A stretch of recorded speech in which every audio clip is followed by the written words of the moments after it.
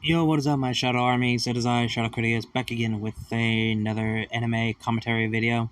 So yes, today we're gonna have another discussion of a video made by Monte Sensei. The title, well, you guys see it for yourself. Anime should not have a political, I'm not gonna butcher that.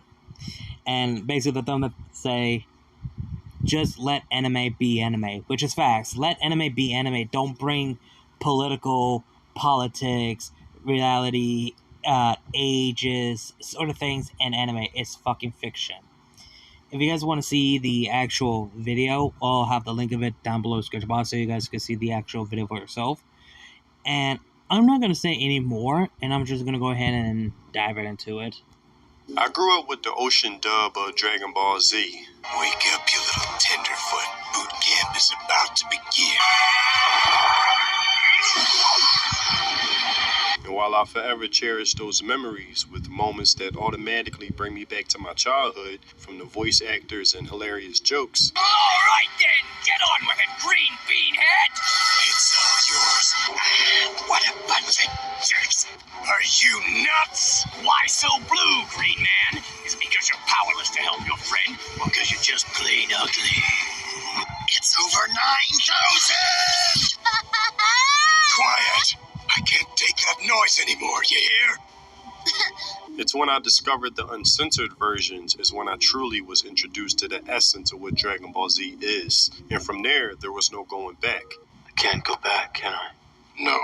From watching the Vegeta vs. Zarbon fight in full, seeing what was edited out for the viewer's sensibilities, even the scene where Goku returns from the dead to take on Nappa and seeing all of his friends laid out dead, compared to having their bodies slowly vanish into the next dimension. These little things add seriousness and severity to the story that, in my opinion, has been heavily watered down in the current franchise. And this goes for Dragon Ball as well. As goofy as the franchise can be...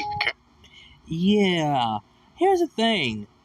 When I was watching Dragon Ball Z Kai and CW4 Kids, they didn't censor that. You know, Vegeta just punched his fist through Zarbon's chest, or the death of Nappa and Goku wailing on Nappa badly. Like, they did not censor none of that when I was young. Hell, even watching when I finally actually watched Dragon Ball Z, the only thing that was censored was blood and adding a little bit of swearing. They were censored that. But the rest, it was that. So, basically saying, they only censored the color of red blood, not the other types of blood color. So it was just the normal color red blood that had to be censored. That was it. And censored the swearing and the terrible bad jokes or whatever. Actors would face their demise unpredictably, displaying what true evil looks like, not sparing the viewer's sensibilities. And not just here and there, but often you would see characters die you grew attached to.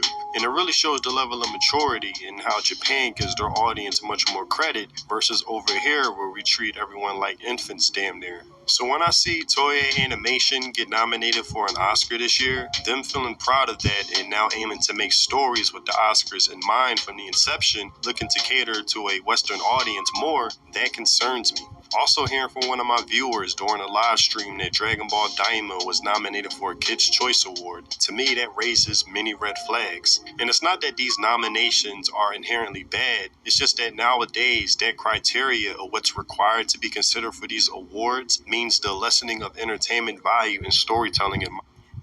I hope I hear that correctly. Dragon Ball Daima won the reward for entertaining kids? Really? Really? The Dragon Ball franchise is definitely not for kids. It's not. Doesn't matter what version of Dragon Ball it is. It is not for kids. Like, really?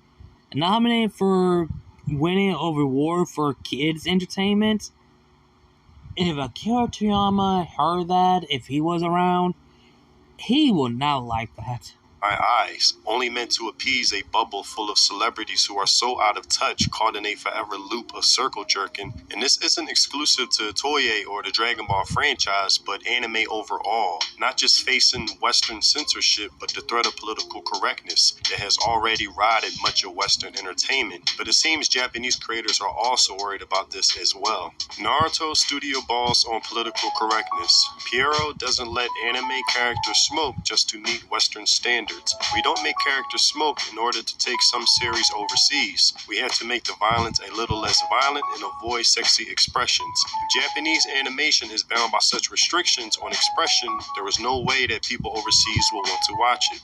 Right, because you would be stripping away everything that makes anime in the first place. In other words, fun, something the politically correct types are allergic to. I remember doing a live music performance years ago on Halloween, and I decided to dress up as Asuma for my costume from Naruto. I had his knuckle knives, the headband, the whole outfit, but the only thing I was missing was a cigarette because I don't smoke. But luckily, someone in the crowd had an extra one I could bum off, and that alone made my outfit complete and easily distinguishable from the other Leaf Village characters. It was part of his personality. Also, the constant hate journalists have towards fan service contributes to this finger-waving hall monitor approach. Can't have attractive women in sexy outfits in anime. I remember... Again, just let it how it is. If you don't like fan service, get the fuck out. Reading this article a while back of a journalist getting upset of the fan service Bleach has along with the fan art. The Bleach soy fun art is how I know Kubo's fans will never stop objectifying women. A soy... Bullshit. Even though I don't love Soy Phone, let her be herself. She's just a fictional character that Tai Kubo created. Fun fan art is enough proof of the fact that Bleach and Kubo fans are just in it for the fan service and objectification of women. Kubo has introduced quite a lot of fan service in Bleach. Thank him for that. Hell yes. And it's a lot Amen. even compared to its peers. Needless to say, it often has a negative impact on the characters, really. Bullshit. Negative on the aspect of the characters? No, it is not. That shows that y'all dumbass never pay attention or watch the show only because you just hate fan service. Y'all get bitch and complain over small little things for no fucking reason. I'm sorry, it's funny how these journalists view these characters like they're real people. Especially when well-developed Yeah, for real. women are turned into thirst traps. At times, the fan service feels completely inappropriate. Oh my god, yo. Inappropriate, my ass. Oh my god. Get the fuck out of here. These journalists are just so fucking stupid. Making us thirst trap and it makes it inappropriate. That's the whole fucking point. That's the whole point, you dumbass. Like, for fuck's sake, when Yoruichi revealed herself, bruh, that got me. I was like, wow. To this day, Yoruichi is the best girl. Best waifu in Bleach. Fight me. Soy Fun is not overtly sexualized in Bleach, and she is one of the few characters who have been spared. However, none of it matters to Bleach fans who only care about sexualizing her character. Search up Soy Fun fan art and you are bound to come across images that explicitly make thirst traps out of her. A Reddit user recently posted a Soy Fun fan art made by an artist, and it shows her in an extremely revealing outfit, which is not at all suitable for combat. God, these people hate fun. Orihime and... Hold the fuck up. No, you know what? I'm doing this right now. Let me look this shit up. This is bullshit. Okay. Soy phone fan art. Soy phone fan art. Okay, and I don't see the problem. These fan arts are pretty damn good. Like, I don't see the fucking problem. Rangiku, shout out to my double D's woman, are also the biggest victims, and their achievements are almost always overlooked in favor of fan service. Yo, they make it sound like these are real people being sex trafficked, like the movie Taken or something, yo. However, I know, right? Where shonen should not stand for making the defining traits of female characters sexually attractive and helpless. Bleach fans need to learn to stop objectifying its characters and give them the respect they all deserve. Shut when you think fuck up. Thank you. Took the words out of my mouth. Took the words out of my mouth. Just shut the fuck up. We do give them all what they deserve. Seriously, we do. Like, oh my god, like, oh my god. Sometimes you gotta laugh at the derangement these people have. It is not that serious. I know, right? This is how current journalists operate. They are persistent about changing anime from within, constantly getting offended by what fans have been enjoying from it for decades, when instead they could actually dive into a different medium, but that would make them sane individuals and not activists. You know, I've been recently learning about John O'Donnell, watching his interviews about his journey and how he was widely responsible for bringing anime to the West, and he is someone I highly respect, someone who is a true fan of anime. He understands the tropes, the violence, and the adult mature content it provides. And edited for American sensibilities. What is the difference in our sensibility as against the Japanese sensibility? I think the biggest difference is in America there's a very clear concept that comic books and cartoons are for children. And this is a result of 40, 50 years of history. We're the only country in the world, however, that really feels that way. In Europe, for decades, comic books for adults have been a staple. So these imports are edited for a children's sensibility for the most part. Previously, they have been. Yes, they've been brought to America, edited, sanitized. Sailor Moon would be an example where the violence has been taken out. When the girls change their clothes in Japan, you actually see them without their clothes in the middle of the change. Of course, that's been taken out.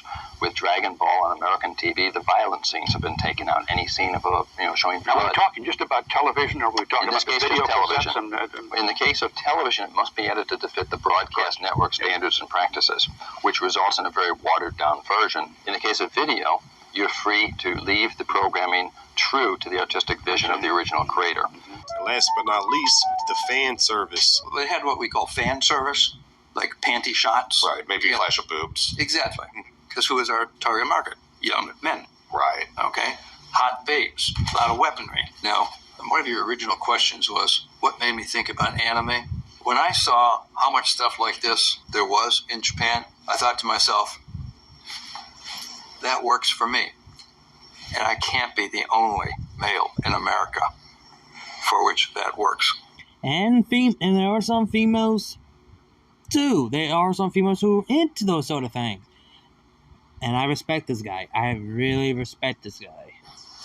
Pretty simple stuff. Hell yes. This is the person you want in charge of Crunchyroll and every anime department on these streaming platforms that deals with the licensing and distribution. He's not an opportunistic outsider only looking at the popularity of anime, seeking to only get rich from it. He actually cares about what the fans want because he's also a fan himself, unlike these tourist journalists who constantly talk about it in a condescending, pretentious, I wish I didn't have to report on it, but since it's popular I do kind of manner, only with disdain and not joy.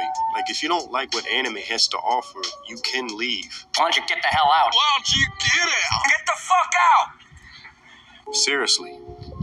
It's not that fucking hard. Like, it's like to the point where the people just don't want, how do I put this to make a lot more sense? Don't satisfy the fan.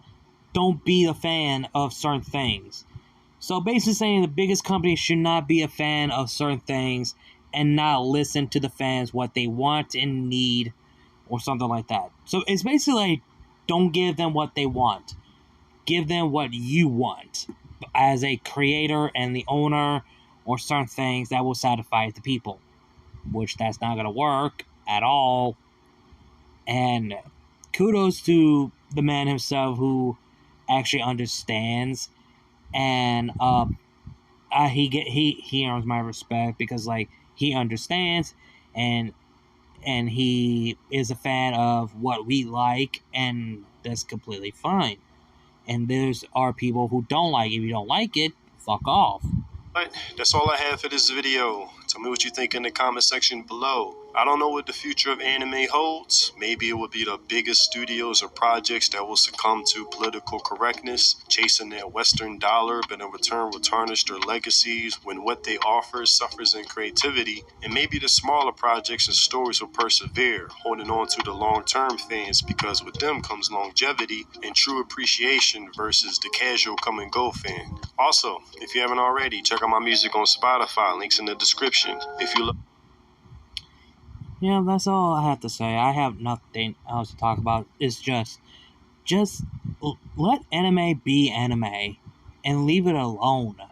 Like, for fuck's sake, if you don't like it, fuck off. But anyway, hope you guys enjoyed the video. Like, comment, share, subscribe. Links to the original video will be down below the description box. Go see the video for yourself. And links to my other channel, my social medias, will be down below the description box as well.